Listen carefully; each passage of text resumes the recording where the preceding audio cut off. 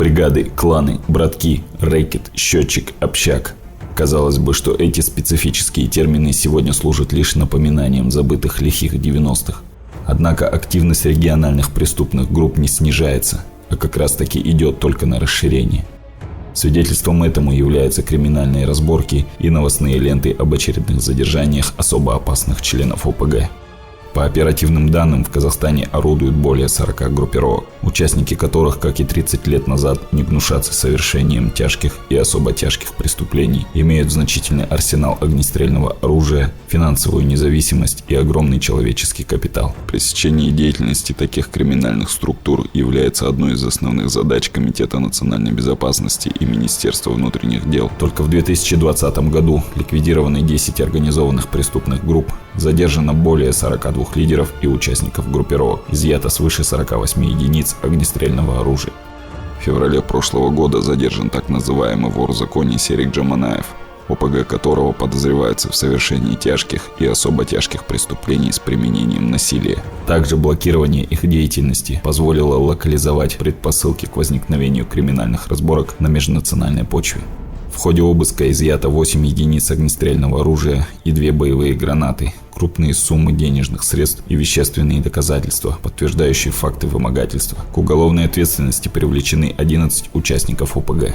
В мае нейтрализованы преступные группировки Чаикова и Макар, причастных к совершению тяжких и особо тяжких преступлений. Задержаны 10 активных членов ОПГ. В ходе обысковых мероприятий изъяты автоматический карабин Сайга, 3 пистолета Макарова, 3 обреза охотничьих ружей, 1 винтовка Мосина с оптическим прицелом, 2 травматических пистолета и более 200 боеприпасов к ним. Кроме того, проведены следственные мероприятия в отношении близких связей членов ОПГ, сотрудников Департамента полиции Алматинской области. В сентябре Комитетом национальной безопасности совместно с Министерством внутренних дел ликвидированы ОПГ «Алибовские». Основной сферой криминальной активности являлось крышевание теневого бизнеса. Это и незаконный игорный бизнес, вымогательство, рейдерство, незаконные финансовые операции, обнал, а также оказание покровительства отдельным предпринимателям под угрозой применения физического насилия.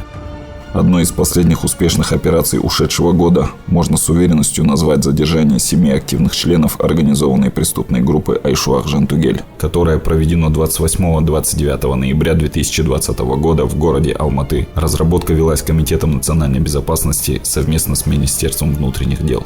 ОПГ Айшуах Жантугель отличалась особой дерзостью и жестокостью преступлений. В ходе разработки преступной группы установлено, что заметное расширение ее влияния началось в 2018 году в сфере незаконного рыбного промысла на озере Сорбулак. Далее задержанными был установлен контроль над оптово-розничными рынками, инфраструктурой автовокзала Сайран и другими объектами в южной столице. Выявлены эпизоды преступлений, связанных с вымогательством, разбоем, крышеванием предпринимателей рынков Алатау, Ожет, Кенджихан, прилегающих к ним парковок, в том числе на так называемой барахолке, похищением людей и совершением других общеуголовных преступлений.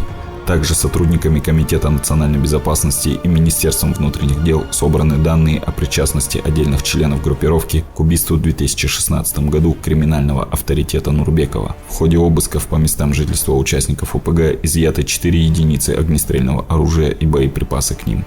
В результате возбуждено 17 уголовных дел по фактам убийства, разбойных нападений, вымогательства, краж и самоуправства. В настоящее время проводится комплекс оперативно-розыскных мероприятий по установлению остальных участников ОПГ.